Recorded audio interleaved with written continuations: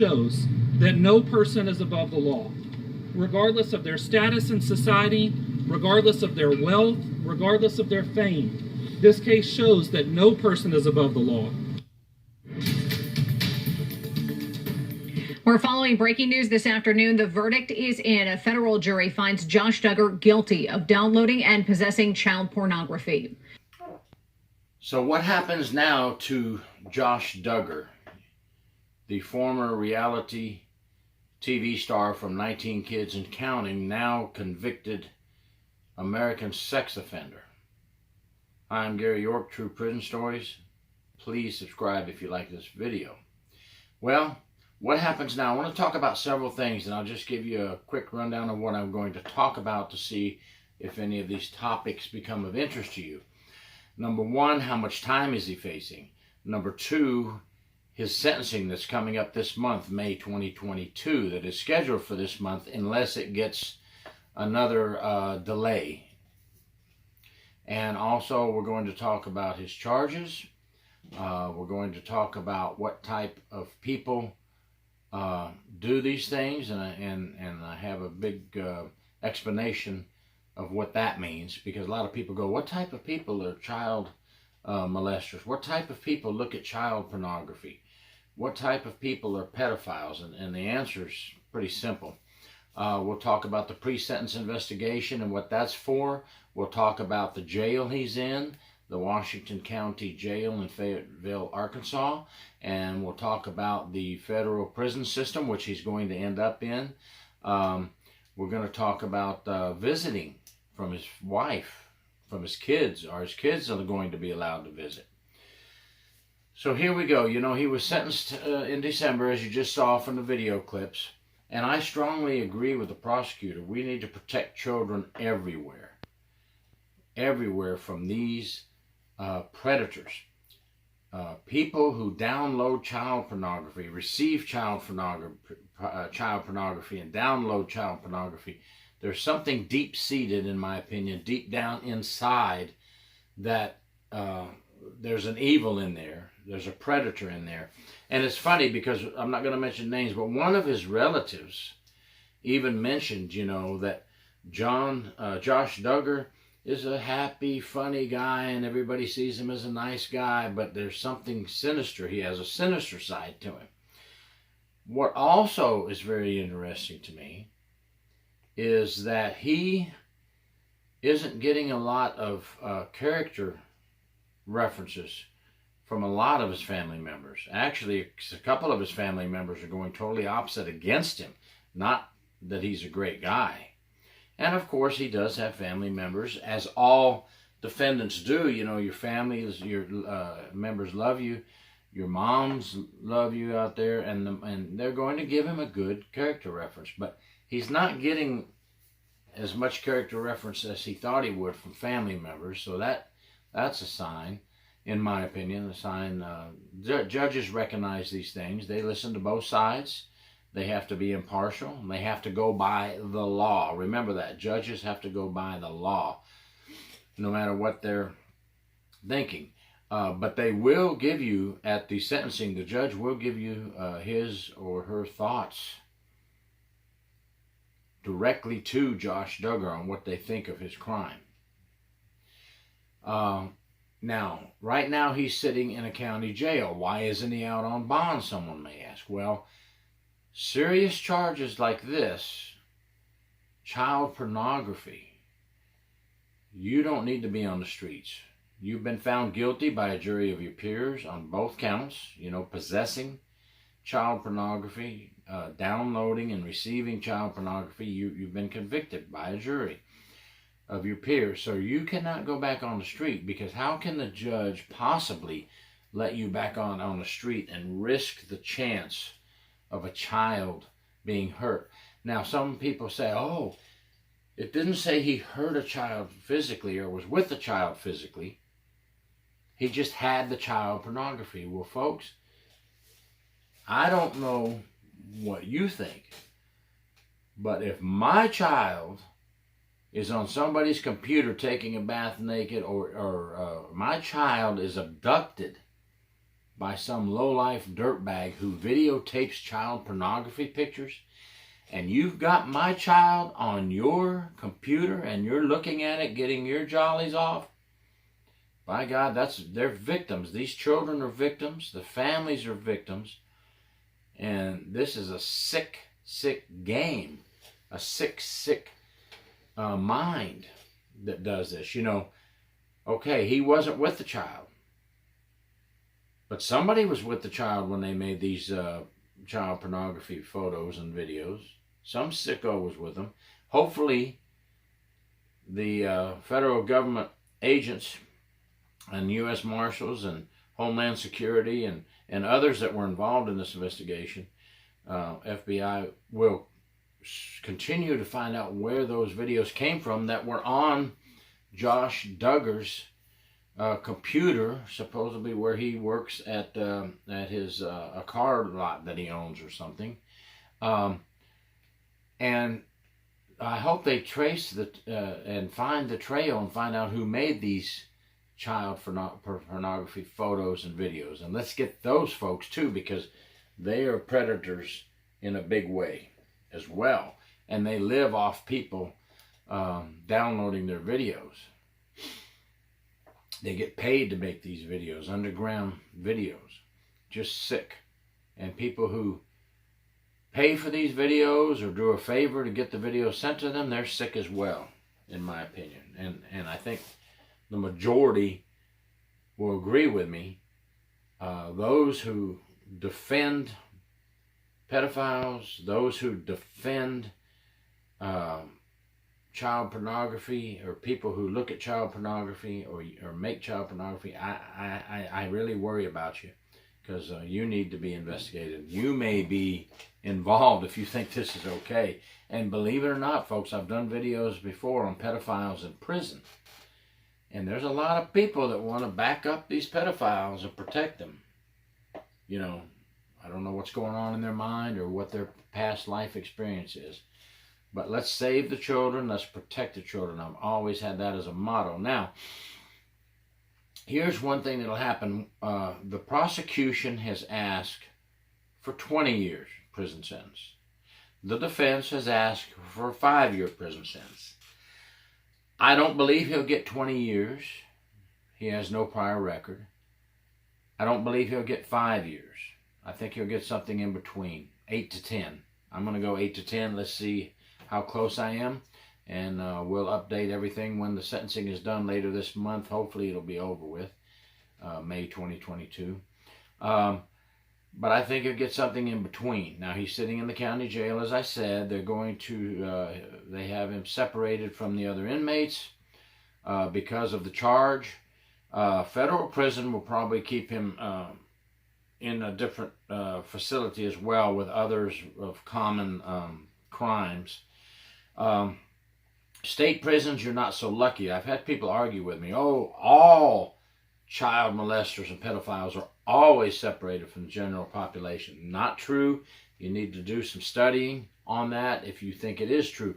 A lot of the state prisons around our country, once the person is sentenced to prison, will put the inmates in open population, but they have to request protection once they get there. They can request protection at any time and be placed in protective custody.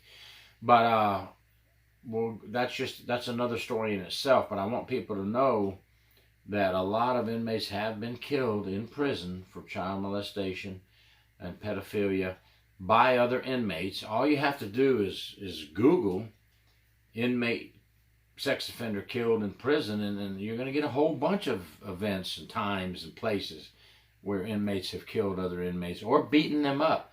Inmate beaten, inmate child molester beaten in prison. Sometimes even in jail if they're with a location where another inmate can get to them, which happens sometimes. So don't let anybody tell you they can't be injured, they can't be hurt, they can't be killed. That's just false. We have tons of cases that can back that evidence up. So is Josh Duggar in danger while incarcerated? I'm going to say he's a lot better off in the federal prisons because they'll have a special facility to place him in. He definitely should be thankful he's not going to go to a state prison for that.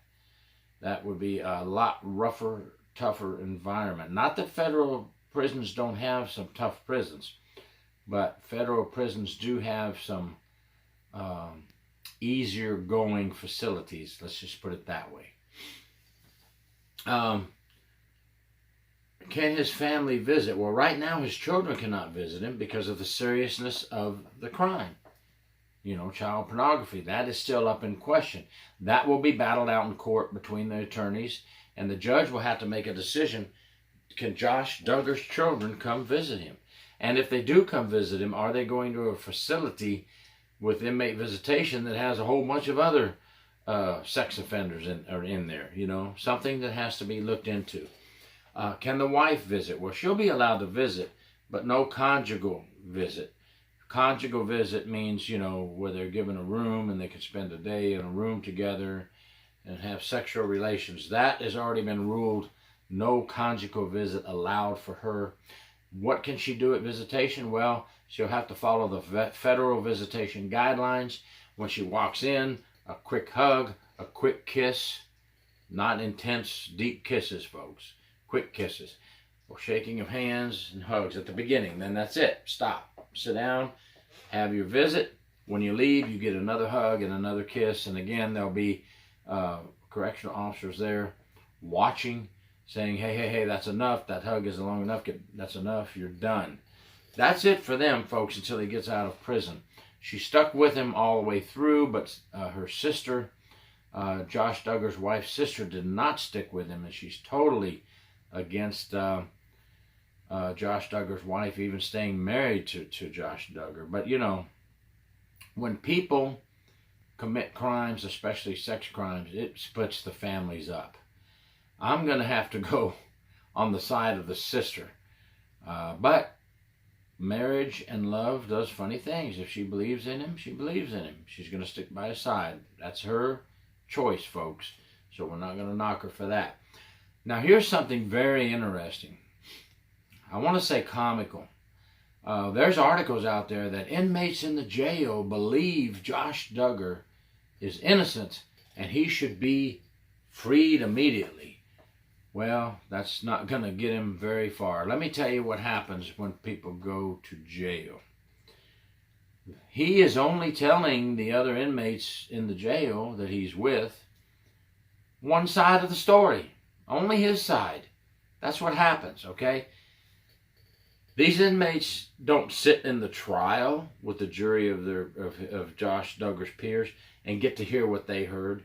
The entire ball of wax, the whole story, all the evidence, the pictures, the videos, how they got there, how they proved that they were Josh Duggar's. They're only hearing Josh Duggar's side of the story. Please. Family members say, please, we want these statements from these inmates, you know, to be used. Well, please, come on. You can use those inmate statements and take it with a grain of salt. You don't think the judge is smart enough to know that's all one-sided? The inmates have only heard Josh Duggar's side of the story. And there's an old saying, it's not 100% true. Many inmates admit their guilt and they're in there for a crime they committed. But a whole bunch of inmates, I'm innocent. I didn't do the crime. And you know Josh Duggar singing that song in there to those inmates. So when you see articles come out that inmates in the jail think Josh Duggar's innocent, gosh, that means nothing.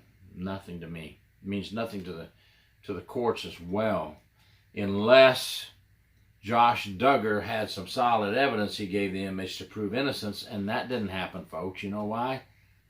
He would have given that to his attorneys to give to the jury to help get a not guilty verdict. He has the guilty verdict. Guilty as charged. An American sex offender is what he is now, and that will stick with him the rest of his life. So let's see what happens at the sentencing. One attorney wants 20, the prosecuting attorney, and the defense wants 5. We do know one thing, right? He's going to prison. Going to prison one way or another. I have personally in the courtroom for state prison sentencing seen people with 30 counts of child pornography on their computer, and then each one's a separate count, go to prison for 35, 40, 50 years for that. He has 2 counts. I'm going to go 8 to 10 years. That's my guess. Let's see if I'm right. I can do a short video after the sentencing. Oh, I did want to tell you about the pre-sentence investigation that's going on now. What's happening now is, and it's done, by the way, the pre-sentence investigation by the Probation and Parole Office has been done, which does an entire family history, prior record history, the case that is at hand here. He was found guilty, and it will explain that in front of a jury of his peers, and that how much time he served in the county jail, any disciplinary issues while he's in the jail, any other issues on the street. As I said before, I don't think he has any prior record. And what happens is both attorneys, the prosecuting attorney and the defense attorney, get to read this pre-sentence investigation. And they will use that in their closing argument with the judge on sentencing day.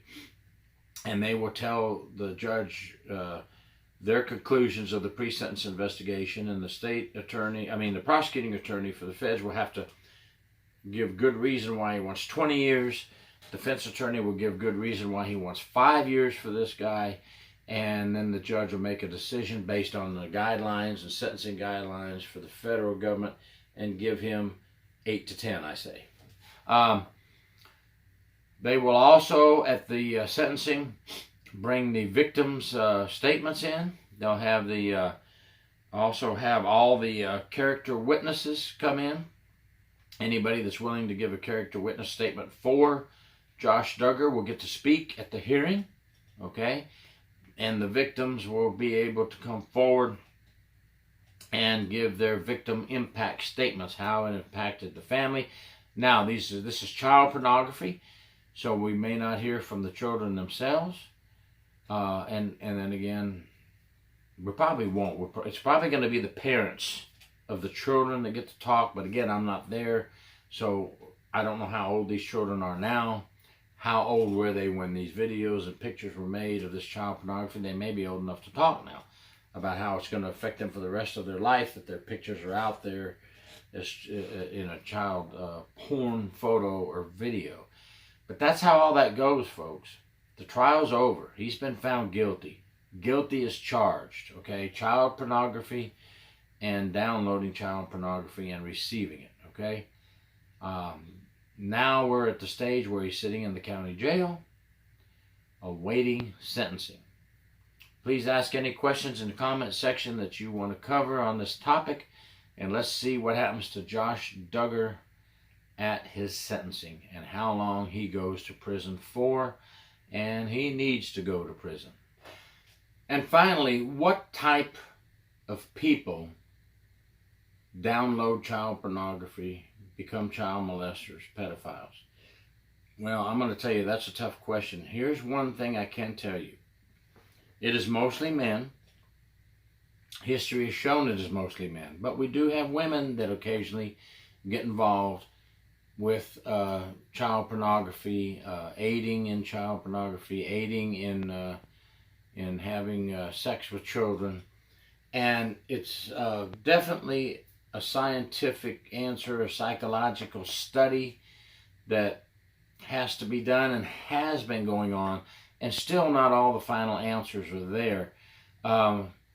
Some have said that people never mature out of their childhood, and they still want to be with children, or they still want to be with teenagers. I don't know. I'm not a psychologist, but I can tell you this, as a law enforcement person who has investigated on the street and in the prisons and jails, we don't know who is a child molester. It could be a celebrity like Josh Duggar, who always looked great, funny, nice guy, but was sinister on the inside, right? It could be a doctor. It could be a lawyer. It could be a judge. It could be a school teacher, which unfortunately we've seen a lot of school teachers having relations with school children, doing things with school children, getting on their social media and asking them to show body parts and take their top off or whatever. We all know that happens. And it could be the hobo on the street, you know. A lot of homeless people, unfortunately, are inmates, felons, with a record of being a sex offender, and they're out on the streets. They could be in your neighborhood. But see, what I'm trying to say is it could be that hobo on the street, or it could be that doctor, you know, who's using his own sperm to artificially inseminate 131 women, as a recent documentary that just came out. You know, there's some sexual impurities involved in that. We just don't know. So here's the bottom line, folks. It could be anyone out there. It could be a family member, a close friend, or people we trust in uniform even. Watch your children. Keep an eye on your children. Keep an eye on what they're looking at on any tablets or pads or computers that you have them working on. And you know, schools today have a lot of computers, but they should be set where they can only do their schoolwork on there.